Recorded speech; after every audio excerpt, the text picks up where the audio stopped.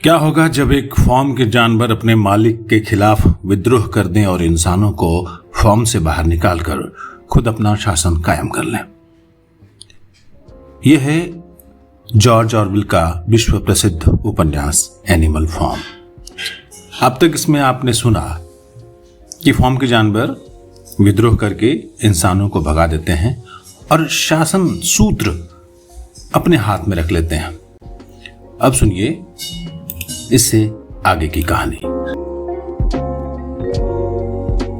Form के जानवरों ने सूखी घास काटने के लिए खूब जमकर मेहनत की, खून पसीना एक कर दिया, लेकिन उनकी मेहनत रंग लाई। सूखी घास की फसल उनकी उम्मीदों से कहीं अधिक हुई थी। कई बार काम मुश्किल होता। औजार आदमियों के इस्तेमाल के लिए बनाए गए थे, न कि पशुओं के लिए। और उससे भी ज्यादा तकलीफ की बात यह थी कि कोई भी पशु ऐसा औजार इस्तेमाल नहीं कर पाता था जिसमें पिछली 2 टांगों पर खड़े होने की जरूरत पड़ती। लेकिन सुअर इतने चतुर थे कि हर मुश्किल का कोई न कोई हल ढूंढ ही निकालते थे। जहां तक घोड़ों का सवाल था, वे खेतों के चप्पे चप्पे से वाकिफ थे। और सच तो यह था कि निराई कटाई में वे जोन्स और उसके नौकरों से भी ज्यादा माहिर थे। सुअर असल में कोई काम नहीं करते थे, लेकिन दूसरों को काम बताते या उनका काम देखते। अपने विशिष्ट ज्ञान के होते उनके लिए यह स्वाभाविक ही था कि वे नेतृत्व संभाल लेते। बॉक्सर और क्लूवर खुद को कटाई मशीन में लगा देते या घोड़ा गाड़ी में जोत लेते। इन दिनों चाबुक या कोड़ों की कोई जरूरत नहीं रह गई थी और खेतों में गोल गोल घूमते हुए मड़ाई करते। उनके पीछे पीछे एक सुअर चलता होता जो मौके के अनुसार और तेज कॉमरेड्स या शाबाश कॉमरेड्स की आवाजें निकालता रहता। छोटे से छोटा प्राणी भी सूखी घास काटने और बटोरने में लगा रहेगा। यहां तक कि मुर्गियां और बतखें भी तपती धूप में दिन भर चल चल कर कड़ी मेहनत करती और अपनी चोंच में घास के नन्हे नन्हे तिनके लाती और ले जाती। जब उन्होंने फसल की कटाई का काम खत्म किया तो उन्हें जोन्स और उसके नौकरों को आमतौर पर लगने वाले वक्त से 2 दिन कम लगे। इतना ही नहीं, बाड़े ने इतनी बड़ी फसल अब तक नहीं देखी थी। रत्ती भर भी बर्बादी नहीं हुई थी। मुर्गियों और बत्तखों ने अपनी तेज निगाहों से आखिरी तिनका तक बीन लिया था और किसी भी पशु ने मुट्ठी भर अनाज की भी चोरी नहीं की थी। पूरी गर्मियों के दौरान बाड़े का काम घड़ी की सुइयों की तरह चलता रहा। पशु खुश थे क्योंकि उन्होंने कभी कल्पना भी नहीं की थी कि ऐसा संभव हो सकता है। अन्न के दाने दाने से उन्हें बेपनाह जुड़ाव महसूस हुआ, खुशी हो रही थी। अब ये सचमुच उनका खुद का अन्न था, जिसे उन्होंने खुद और अपने लिए उगाया था। किसी ईर्ष्यालु मालिक ने उन्हें यह सेंत मेंत में नहीं दिया था। 2 कौड़ी के परजीवी आदमी के चले जाने के बाद उनके पास हर एक के खाने के लिए यह बहुत था। अब उनके पास फुर्सत भी ज्यादा थी। हालांकि जानवर इसके अनुभवी नहीं थे। उनके सामने कई तरह की तकलीफें आई। उदाहरण के लिए अगले बरस जब उन्हें मकई की फसल काटने का वक्त आया तो उन्हें इसकी मड़ाई पुरातन तरीके से करनी पड़ी और भूसी निकालने के लिए फूंके मारकर काम करना पड़ा, क्योंकि बाड़े में भूसी निकालने की कोई मशीन नहीं थी। लेकिन सुअर अपनी अक्लमंदी और बॉक्सर अपनी गजब की ताकत से काम निकाल ही लेते। बॉक्सर सबकी आंखों का तारा था। वो जोन्स के वक्त में भी कठोर परिश्रमी था, लेकिन अब लगता था कि उसमें 3 घोड़ों की ताकत आ गई है। ऐसे भी दिन रहे जब पूरे बाड़े का सारा काम उसके मजबूत कंधों पर आ गया हो, ऐसा प्रतीत होता था। सुबह से रात तक वो खटता रहता, कभी धकेलता हुआ, कभी खींचता हुआ। वो हमेशा उसी जगह नजर आया जहां काम सबसे मुश्किल होता। उसने एक युवा मुर्गे से यह तय कर लिया था कि वो उसे सुबह औरों से आधा घंटा पहले जगा दिया करे। वो दिन का नियमित काम शुरू होने से पहले जहां कहीं भी सबसे ज्यादा जरूरी हो, स्वेच्छा से कुछ काम कर दिया करेगा। हर एक समस्या, हर एक बाधा के लिए उसका एक ही जवाब होता, मैं और अधिक परिश्रम करूंगा। इसे उसने अपने व्यक्तिगत लक्ष्य की तरह अपना लिया था। लेकिन हर कोई अपनी क्षमता के अनुसार काम करता। मिसाल के लिए मुर्गियों और बत्तखों ने फसल के दौरान इधर उधर बिखरे दाने बीनकर 5 किलो वजन मकई बचाई। किसी ने चोरी नहीं की, कोई भी अपनी खुराक पर भुनभुनाया नहीं। पुराने दिनों के झगड़े, चुगलखोरियां, जलना भूलना, उस जीवन की सारी सामान्य बातें अब आमतौर पर गायब हो चुकी थीं। कोई भी काम से जी नहीं चुराता था। यह सच है कि मौली सुबह जल्दी उठने की आदी नहीं थी और इस आधार पर काम जल्दी छोड़कर आ जाती कि उसके सुम में कोई कंकड़ फंस गया है। इसके अलावा बिल्ली का व्यवहार कुछ अजीब सा था। जल्दी ही यह पाया गया कि जब भी कोई काम करने को होता बिल्ली कहीं नजर नहीं आती। वो लगातार कई घंटों के लिए गायब हो जाती और फिर खाने के वक्त या एकदम शाम को सारा काम निपट जाने के बाद ही नजर आती, जैसे कुछ हुआ ही नहीं हो। लेकिन वो एक से एक शानदार बहाने मारती।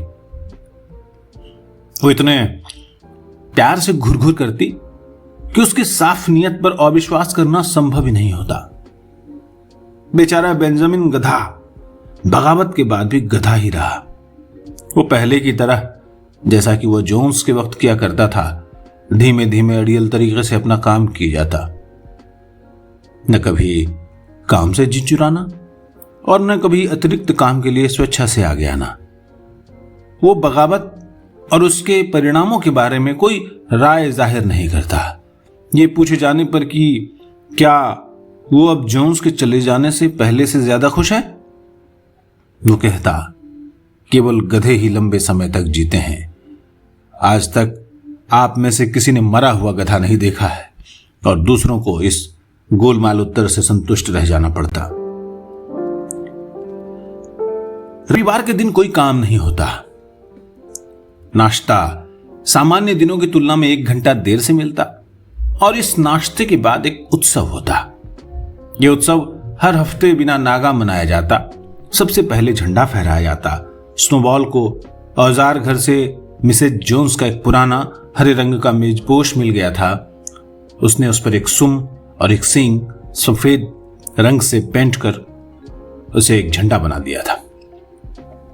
इसे फार्म हाउस के बगीचे में हर रविवार की सुबह ध्वज डंडे पर चढ़ाकर फहराया जाता। स्नोबॉल ने स्पष्ट किया कि झंडा इसलिए हरा है क्योंकि यह इंग्लैंड के हरे भरे खेतों का प्रतीक है और सुम और सींग पशुओं के भावी गणतंत्र की ओर इशारा करते हैं जब मनुष्य जाति को पूरी तरह खदेड़ दिया जाएगा।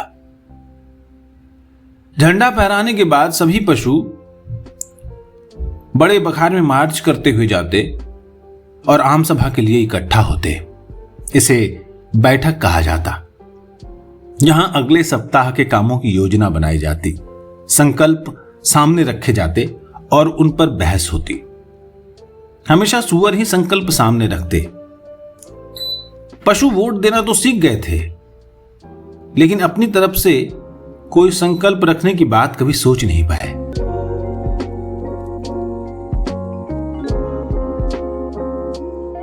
स्नोबॉल और नेपोलियन बहसों में सबसे ज्यादा बढ़ चढ़कर हिस्सा लेते, लेकिन यह पाया गया कि वे दोनों कभी एक दूसरे से सहमत नहीं होते। उनमें कोई एक भी सुझाव रखता, दूसरा हर हालत में उसका विरोध करता। यहां तक कि जब यह संकल्प किया गया कि फलोद्यान के पीछे एक छोटा सा बाड़ा उन पशुओं के आराम घर के लिए अलग रख छोड़ा जाए जो काम करने की उम्र पार कर चुके हैं, तो ये एक ऐसी चीज थी जिस पर किसी को ऐतराज नहीं हो सकता था। लेकिन इस बात पर धुआंधार बहस हो गई कि पशुओं की प्रत्येक जाति के लिए सेवानिवृत्ति की सही उम्र क्या रखी जाए। बैठकें हमेशा इंग्लैंड के पशु गीत के साथ खत्म होती। दोपहर का समय मनोरंजन के लिए रखा जाता। सुअरों ने साज सामान के कमरे को अपने लिए मुख्यालय के रूप में चुन लिया था। वहां शाम के वक्त वो बढ़ईगिरी, लुहारगिरी और दूसरी जरूरी कलाओं का अध्ययन उन किताबों में से करते जो फार्म हाउस से उठा लाए थे। स्नोबॉल खुद को दूसरे पशुओं को संगठित करने में उलझाए रखता। वो इन्हें पशु समिति कहा करता। वो इस काम में बिना थके जुटा रहता। उसने मुर्गियों के लिए अंडा उत्पादन समिति, इसका उद्देश्य चूहों और खरगोशों को पालतू बनाना था। भेड़ों के लिए धवल ऊन आंदोलन और इस तरह की कई समितियां बनाई। इसके अलावा उसने पढ़ने लिखने की कक्षाएं चलाई। कुछ मिलाकर ये परियोजनाएं टाई फिस हो गई। मिसाल के तौर पर जंगली जीव जंतुओं को पालतू बनाने की कोशिश तो उसी समय ही चूं बोल गई। वे पहले की तरह ही बर्ताव करते रहे और जब उनसे उदारता से पेश आया गया तो उन्होंने इसका फायदा उठाना शुरू कर दिया। बिल्ली पुनर्शिक्षा समिति में शामिल हो गई। कुछ दिन तक तो वो इसमें बहुत उत्साहित रही। एक दिन वो छत पर बैठकर गौरैयों से बात करते दिखाई दी। वो बिल्ली की पहुंच से जरा सी बाहर थी। वो उन्हें बता रही थी कि सभी पशु पक्षी अब मित्र हैं और कोई भी गौरैया उनके पंजे पर आकर बैठ सकती है, लेकिन गौरैयों ने उनसे दूरी बनाए रखी।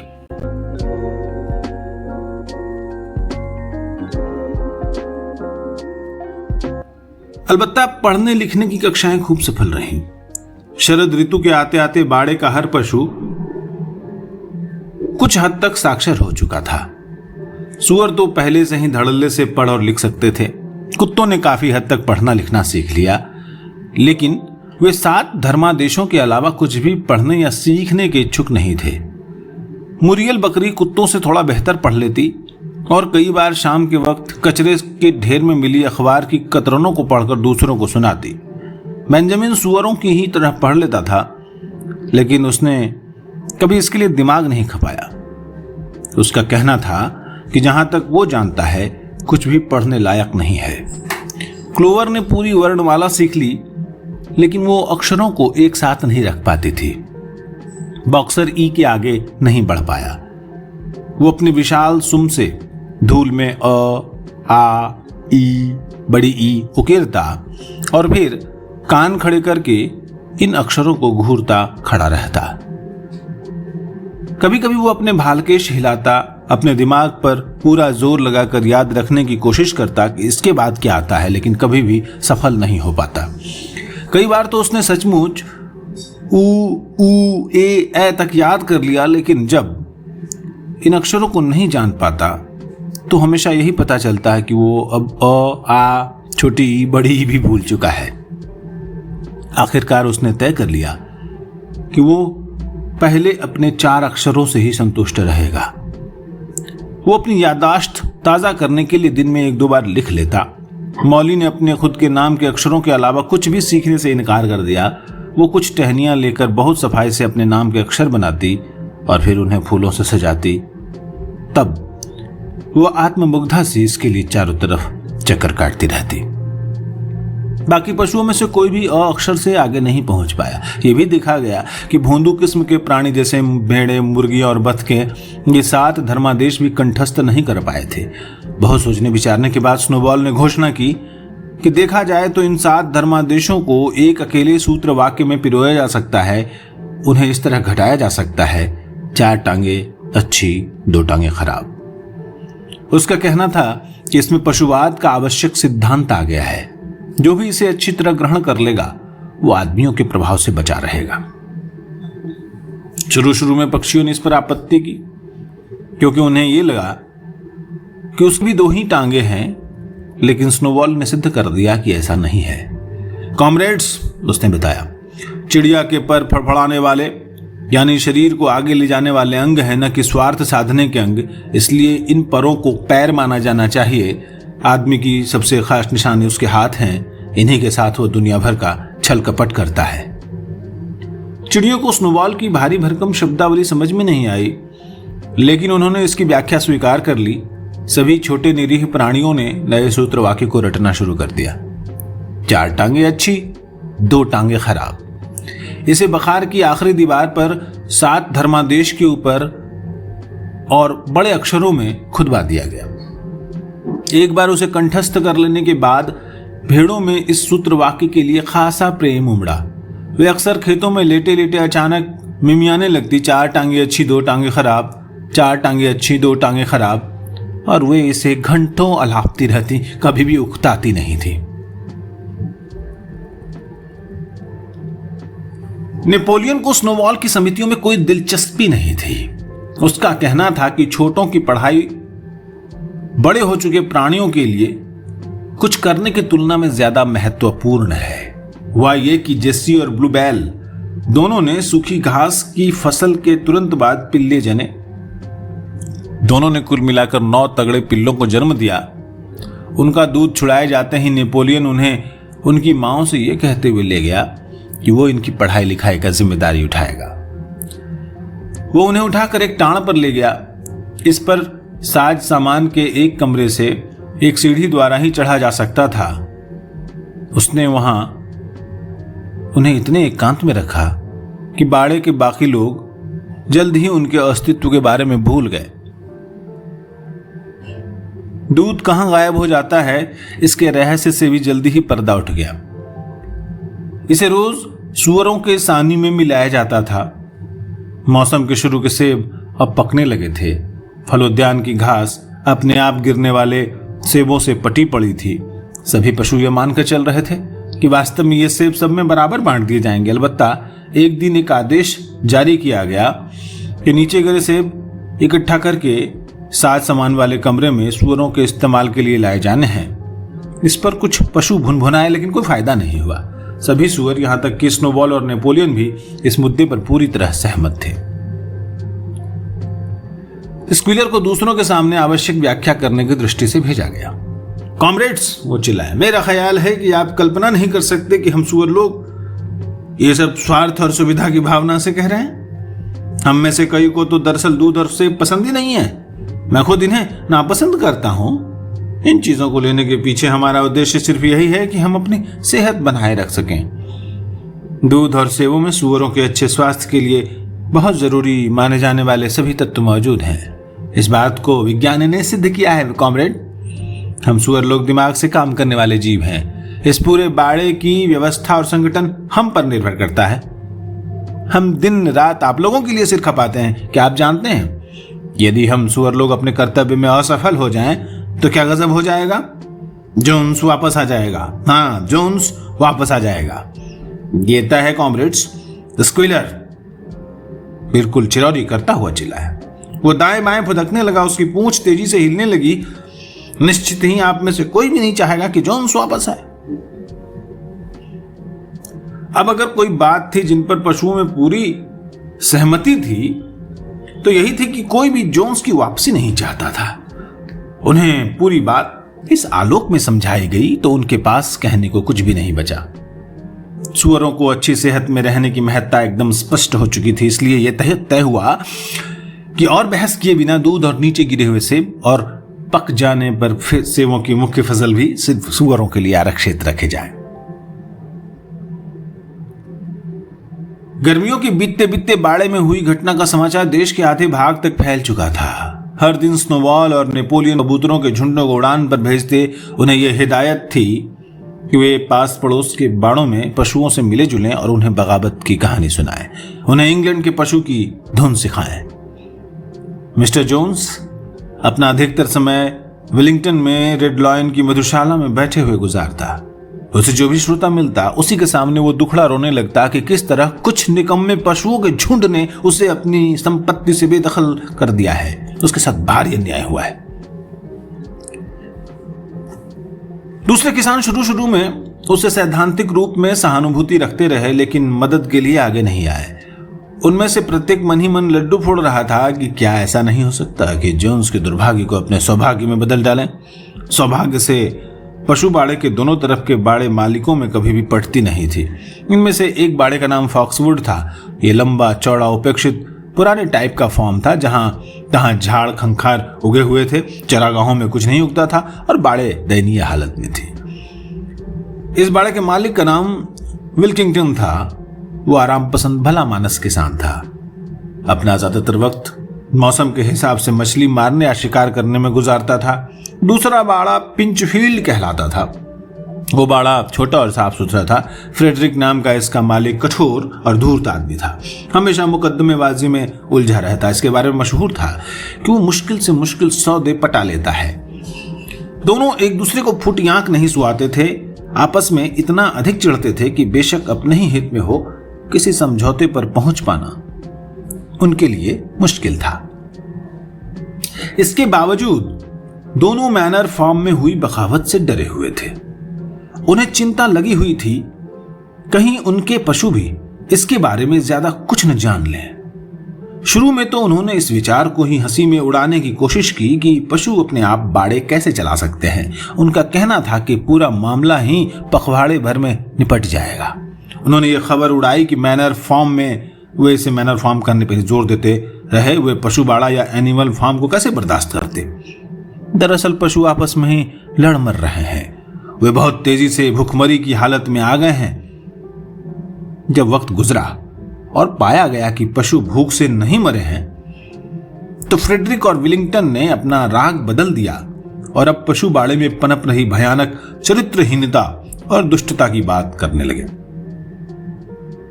उन्होंने खबर उड़ाई कि वहां जानवर आपस में एक दूसरे को मार कर खा रहे हैं, लाल गर्म सलाखों से एक दूसरे को दाग रहे हैं और उनकी मादाएं कॉमन हैं। सब उनका मिलजुल कर उपभोग कर रहे हैं। फ्रेडरिक और विल्किंगटन का कहना था कि प्रकृति के नियम के खिलाफ बगावत करने का यही नतीजा सामने आया है। अलबत्ता इन कहानियों पर कभी भी पूरी तरह विश्वास नहीं किया गया। एक अद्भुत बाड़ा है जहां से आदमियों को खदेड़कर बाहर निकाल दिया गया है और पशु अपनी सारी व्यवस्थाएं खुद कर रहे हैं। इसकी अफवाहें अस्पष्ट और विकृत रूप से प्रचारित होती रही। पूरे साल तक बगावत की लहर देश के दूर दराज के इलाकों में बहती रही। सांड, जिन्हें हमेशा से विनम्र समझा जाता था, अचानक बिगड़ैल हो गए। भेड़ों ने बाड़े तोड़ डाले और घास की फसल खोद डाली। गायों ने लात मारकर बाल्टियां उलट दी। शिकार पर जाते घोड़ों ने अपने सवारों की बात मानने से ही इनकार कर दिया और उल्टे उन्हें ही उछालकर परे फेंक दिया। सबसे बड़ी बात यह हुई कि इंग्लैंड के पशु की धुन और यहां तक कि गीत के बोल भी हर जगह सबकी जबान पर चढ़े हुए थे। ये सब अजब की गति से चारों तरफ पहुंच रहे थे। जब मनुष्य लोग इस गीत को सुनते तो वे अपने गुस्से पर काबू नहीं कर पाते थे। हालांकि बाहर से यही जतलाते कि ये सब बकवास है। वे कहते कि ये बात वे समझ नहीं पा रहे हैं कि आखिर पशु कैसे इस घृणित तुकबंदी को गाने की जरूरत कर रहे हैं। यदि कोई पशु इसे गाता पाया जाता तो उसे तुरंत कोड़ों से पीट कर धुन दिया जाता। इसके बावजूद गीत दबाए नहीं दब रहा था। कस्तूरा पक्षी झाड़ियों में छुपकर इसे कूकते, कबूतरों ने इसे चिराबेल पेड़ों पर गुटरगू करके गाया। ये लुहार के यहां शोरगुल में जा मिला और गिरजाघर की घंटियों की गूंज का हिस्सा बन गया। और जब आदमियों ने इसे सुना तो थर्रा कर रह गए। इसमें उन्हें अपनी कयामत की भविष्यवाणी सुनाई दे रही थी। अक्टूबर के शुरू में जब मकई की फसल काटकर खलिहान में पहुंचाई जा रही थी और उनमें से कुछ के दाने भी निकाले जा चुके थे, कबूतरों का एक झुंड हवा में पंख फड़फड़ाते हुए आया। यह झुंड पशु बाड़े में बहुत अधिक उत्तेजना में पहुंचा। जोन्स और उसके सभी नौकर चाकर फॉक्सवुड और पिंचफील्ड के 6 आदमियों के साथ 5 सलाखों वाले गेट तक आ पहुंचे थे और बाड़े की तरफ आने वाली कच्ची सड़क की तरफ बढ़ रहे थे।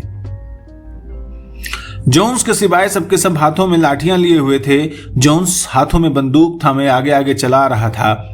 इसमें कोई शक नहीं था कि वे बाड़े पर फिर से कब्जा करने की नीयत से हमला करने आए थे। इसकी आशंका बहुत पहले से की जा रही थी। सब तैयारियां पूरी कर ली गई थी। स्नोबॉल, जिसने फार्म हाउस में पड़ी एक पुरानी किताब में से जूलियस सीजर की मुहिमों का अध्ययन कर रखा था, इस समय सुरक्षात्मक हमले का इंचार्ज था। उसने फटाफट आदेश दिए और 2 ही मिनटों में सभी पशु अपनी अपनी जगह पर थे। जैसे ही आदमी लोग फार्म हाउस के पास पहुंचे, स्नोबॉल ने पहला हमला बोल दिया। सभी कबूतर, जिनकी संख्या 35 थी, आदमियों के सिरों के ऊपर उड़ाने भरने लगी और हवा में से उनके सिरों पर बीट करने लगी। आदमी जब तक इनसे निपटते, झाड़ियों के पीछे छुपे हुए हंसों ने अचानक हमला कर दिया और उनकी पिंडलियों पर चोंचे मारने लगी। अलबत्ता ये हल्की किस्म की मुठभेड़ वाली झड़प थी जिसका मकसद अव्यवस्था फैलाना था। आदमियों ने आसानी से हंसों को लाठियों से दूर हाँक दिया। स्नोबॉल ने तब दूसरी पंक्ति का हमला बोला। मुरियल, बेंजामिन और सभी भेड़े तथा इन सब के आगे स्नोबॉल खुद आगे की तरफ तेजी से बढ़े।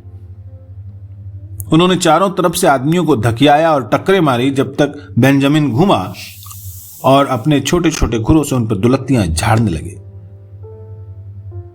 लेकिन एक बार फिर आदमी अपनी लाठियों से और गुल में खो जड़े जूतों से भारी पड़ने लगे। तभी स्नोबॉल की चीत्कार सुनकर, जो मैदान छोड़ने का संकेत था, सभी जानवर मुड़े और दरवाजे में से अहाते की तरफ भाग गए। तो क्या एनिमल फार्म के जानवर आदमियों से हार गए हैं? ये सुनेंगे अगले एपिसोड में। आप सुन रहे हैं जॉर्ज ऑरवेल का विश्व प्रसिद्ध उपन्यास एनिमल फार्म। चैनल है किस्सा कहानी। अच्छा साहित्य पहुंचाने की हमारी कोशिश को सब्सक्राइब करके अपनी सहमति दीजिए, अपना समर्थन दीजिए। कमेंट करके बताइए ये उपन्यास आपको कैसा लग रहा है। चैनल किस्सा कहानी है। आवाज आप सुन रहे हैं मंजीत ठाकुर की। नमस्कार।